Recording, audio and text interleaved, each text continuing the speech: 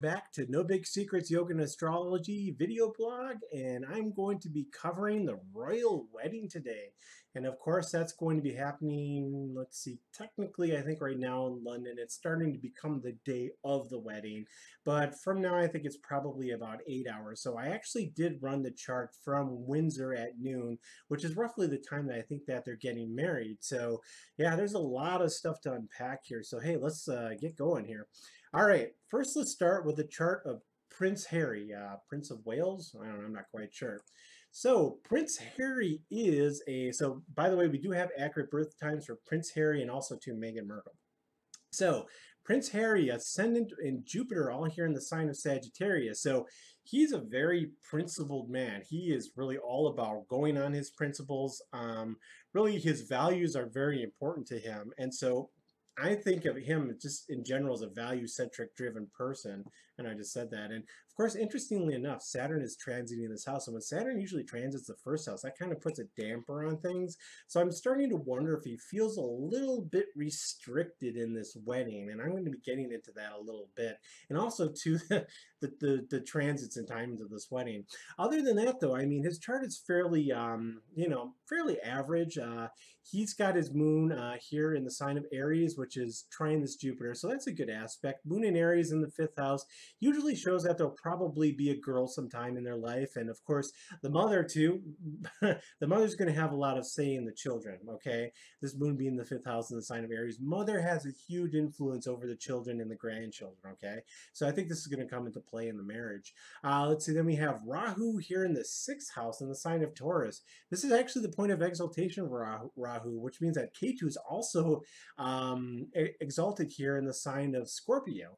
So, and this is also conjunct Uranus, and this is all here in the 12th house. So this is a lot of energy revolving around loss and loss of the father too. As you can see, of course, loss is through the father. So depending on how you read this, I'm taking a look at this as Mars here in the sign of Scorpio. I mean, this is kind of difficult for relationships with other men. This also shows a lot of passion too. So, I mean, the one thing though that I will say about Prince Harry is that there's a lot of spiritual energy in his chart, and Scorpio, it really gets a bad rap. So Scorpio in the 12th house can really take two factors. It can take a very spiritual side, or it can take a little bit of a vindictive side as well. Especially when you put Mars and Ketu together, this is a lot of fire energy. Now, Rahu in the sixth house shows somebody that had to overcome a lot of adversity in their life, and really they faced a lot of challenges and tough challenges from their enemy. And also, too, if you take a look at his Venus is debilitated here in the sign of Virgo here. So I'm not trying to beat up on the prince here, but he doesn't really have a good chart for relationships. And then the Sun and Mercury here, the Sun is in Sandhi here, but it's a little bit overridden. Sandhi means that it's in the 29th zero or first degree on any cusp of any sign in Vedic astrology. And what that usually says is that the planet is weak. But when it's here in the sign of Leo, that's the Sun's home sign, so it does elevate it up a little bit. And I'm trying to see, so what I'd like to do is this Venus, this debilitated Venus, if we take a look at it here in the Navamsa chart, it doesn't necessarily cancel the debilitation either. Like, I have a little bit of a mush mouth today because so much has been going on today in the astrology, man. Whew, it's been a rough day. So let's see, Mercury here in the ninth house too with the Sun. A little bit of trouble with authority, a little bit of a brash ego and things like that. So, but overall, Prince Harry, other than being royalty, he has a fairly average chart. But Jupiter and Rahu and Ketu are in its signs of exaltation, so that's very karmic too. If you take a look at Saturn too, actually, okay, I will say one thing: his Saturn is exalted. So having an exalted Saturn, and also too, it doesn't lose its exaltation here in the Navamsa chart because it's in a friendly sign of Jupiter. Saturn in exaltation makes somebody a very hard worker. So this exalted Saturn, and since it aspects Jupiter, it really puts its exalted qualities onto anything it touches. So Saturn's aspect is going to be the third house here, so it's going to tamp down here the Sagittarian influence, and also too the moon here. So this is actually going to put a little bit of damper too on how I'm trying to think of how this would work. This is the 11th house on the aspect. So what's going to happen is even though the mother is overbearing, the network circles, friends, and things like that are going to have values that are going to overcompensate it. So when we kind of take a look at how this wedding is going to function, this opposition right here is actually going to give strength to Harry. And it's going to also to help him stand up against his mother a little bit, who I see really, not his mother, I'm sorry, his grandmother.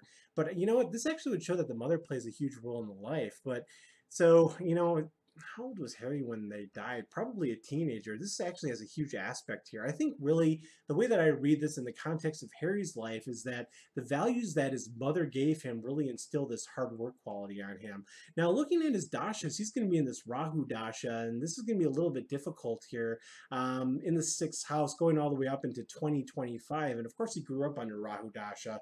And of, somebody with Rahu in the sixth house, which is something I have, the Rahu dasha makes somebody a kind of an out of control teenager. They're out screwing around, messing up. But usually once they get to this Jupiter, because his Jupiter is not exalted, in a good placement here in the sign of Sagittarius, his first house, he's going to learn a lot from that and take it back, because it's going to give him a lot of wisdom. Now, Meghan Markle. Let's take a look at her chart. So she is also a Sagittarius ascendant, which generally bodes well for compatibility. When two people have the same ascendants in a chart, it really does help with compatibility because they generally think the same way. And this can be difficult with like Scorpios, but with Sagittarians, usually it works if they're able to give each other space. And I'll do that a little bit more in the synastry chart. So looking at her chart, K2 here is in the second house in the sign of Aquarius. I don't see anything too difficult about that. It can make somebody overspend money a little bit because wherever K2 is placed in the chart, there's always like this feeling of lack. So being here in the sign of Capricorn, it can really make somebody feel this through material wealth, or maybe even a little bit too much of goal setting. Like they try to set goals, which is a very Capricornian quality, to overcome what they're doing. And if they don't make their goals, it can leave them with a sense of emptiness. So, and they also tend to be a little bit hard on themselves too. That's one of the things with Capricorn. Capricorn, actually, a lot of the Earth signs are very hard on themselves. Let's see, Mercury here in the sign of Gemini. Now, this is in the seventh house. This is somebody who probably argues a lot in the relationship, and they really want to get their way. And Mars in the seventh house in Gemini really, there's a lot of aggressive intellectual forcefulness of ideas in the area of relationships. So, there can be a pushing of opinions. So I think Meghan has a lot of strong opinions about what marriage should be. And if she doesn't feel like those are being met, she's going to tell you about it, and probably a little bit too much. So taking a look at Rahu here. Now, she has Rahu in the eighth house, which can show some unexpected surprises. Let's see. And then the Sun and Mercury. So Rahu, the Sun, and Mercury are all here in the eighth house. This is actually kind of a difficult placement. Yeah, actually for all of these, this is difficult. So, and she's actually getting close to a Rahu Ketu return. If you take a look at where Rahu is, it's working its way through the sign here in the eighth house. So she probably wasn't expecting to get married. This is also interesting. Another aspect of the eighth house is it can show sudden gains through marriage. Okay, so she's marrying into one of the richest families in the world, and she has this Rahu transit going on here. So I guess bravo for her for that. All right, so then this is in the 10th house here of career, and this is in the sign of Virgo. And then Venus here is placed in the 9th house in the sign of Taurus. This would usually show somebody that likes acting or likes to get their validation being in front of people here. Really, too, I mean, Venus there, that's usually something I see in actors. Okay, Pluto, Jupiter, Saturn, and Moon all here in the sign of Virgo. Okay, so this is somebody who is very perfectionistic. They're Virgos it is a sign of purity and perfection and things like that. And so I think she really puts career. This is actually good for career though. So when somebody's really focusing on their career and things like that, it helps them succeed because they're very hard workers. But now this is in the 10th house, not the 7th house. So this is kind of a conflict too with her wants as an individual versus marriage. So I don't know how this is really going to turn out. So, all right, let's go straight to the synastry chart. So, on the outside here, let's see, the outside is Meghan, the inside is Prince Harry. So, if you take a look, one of the good things that we have for synastry is the ascendants are close to being conjunct. They're both here in the sign of Sagittarius. That isn't that difficult. So, the next thing I would like to look at is the quality of the moon. And if you see here, we have the moon their moons are in conjunct. So this shows an incompatibility in how they both process emotions. So we have here Prince Harry, his moon is in Aries and Ashwini. And, that's really about, starting things. There's a lot of aggression in the emotion. Really the emotion's very, not aggression, it's very spontaneous. There's not a lot of thought put into how the person emotes. So they'll just emote, right? It takes in all the Aryan qualities. And then she has her moon here in Virgo, which is kind of the opposite. It's very structured, perfectionistic. The emotions are very tampered down. It's like this too. Like Saturn is also conjunct your moon too. So if you see this all this energy is really putting some emotional friction on the relationship. So that's the quality of the moons. They're not very well placed. The next thing I want to take a look at is the sun sign. So the sun sign here, her sun is in Cancer, and where's his sun? Yeah, and his sun is in Leo. So this is not good for compatibility either. I mean, they're both one sign away from each other. And then of course we take a look at where is Mars? Mars is all about sexual, yeah, not sexually compatible either. So we have Scorpio and Gemini. They're not even trying each other. Let's take a look, see if we can find anything positive about this compatibility here. We do have a trine between Mars and Mercury.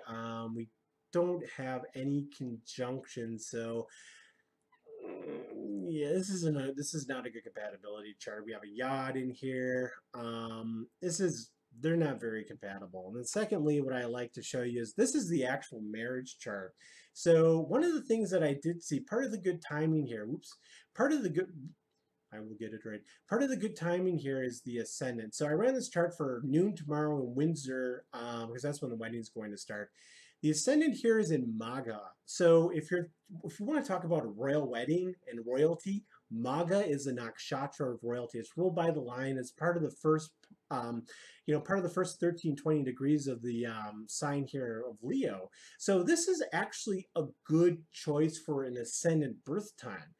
Now, with that being said, there's some other rough combinations. So we want to take a look at where the ascendant lord is here. So the sun here is in Taurus. That's in the 10th house. So this is a good wedding and a good arrangement for power, okay? So this also, too, is in a very bad placement. The one thing that I get concerned about here is Mars and K2 are going to be conjunct here in the 6th house in the sign of Capricorn. So this shows that there's going to be some issues revolving around enemies. Now, if we see this as a union chart, it shows that they might be able to overcome some of the issues that they're having in their relationship, but they're going to have to fight for it. This isn't by any means a easy marriage. The other thing that stuck out at me here is the moon is conjunct Pollux, and Pollux is Pollux is literally the star of fighting, like physical fighting, and the moon of this marriage is going to be conjunct Pollux.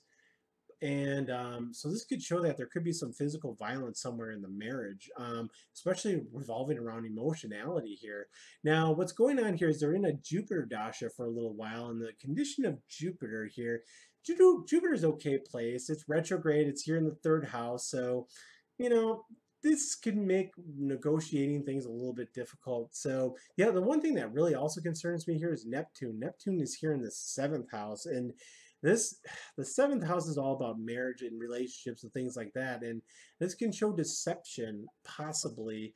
Looking at this, it's trying the moon here, so that takes a little bit of the edge off of the deception. This actually shows a little bit of emotional connection between the two.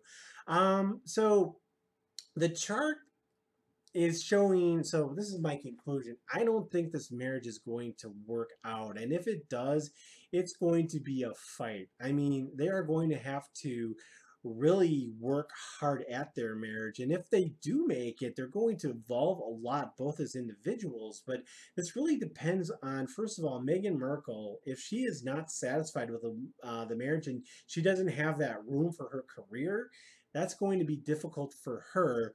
Prince Harry, he has the propensity to probably get up and leave at certain times. He's still in this Rahu Dasha. If he can make it to the Jupiter Dasha, which is going to be starting, that's going to help him kind of mature a little bit, but that's not until he hits the age of 40. So this is going to be a tough marriage. If I'm taking a look at children in the 5th house, Saturn is there too. So yeah, there's I'm sure I'm not seeing anything in here that would deny kids. I mean, if we take a look back here at Megan's chart, if we take a look at the quality of the fifth house, this is ruled by Mars. Mars is in a somewhat difficult position, but there's nothing really in here. And if you take a look here, Jupiter's in a decent position with Saturn, so I'm not seeing anything in her chart that would prevent it. Taking a look at Prince Harry's chart, the moon being in the fifth house in Aries, that's not too bad either, but Saturn kind of puts a damper on this. So I'm going to say there probably will be kids in this marriage from taking a look at that, but that might be slightly delayed due to the Saturn in the fifth house. So, all right, that's all I had on the royal marriage. It doesn't look like it's going to be easy, but I do wish them the best of luck, and hey, more power to them. Otherwise, I hope you liked what you saw. If you go ahead and hit the like button, subscribe if you like to, and if you want to contact me, the information is below. Otherwise, have a great day.